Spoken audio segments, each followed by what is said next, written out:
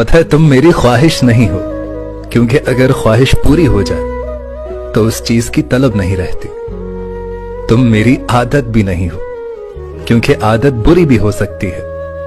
और हां, तुम मेरी जरूरत भी नहीं हो, क्योंकि जरूरत अगर पूरी हो जाए तो दूसरी की तलाश रहती है। और एक बात याद रखना, तुम मेरी दुनिया भी नहीं हो, क्योंकि दुनिया ने एक दिन फना हो जाना है, एक दिन खत्म हो जाना है। पता है तुम कौन हो? तुम मेरे लिए वो लाहासिल मोहब्बत हो जिसकी तलब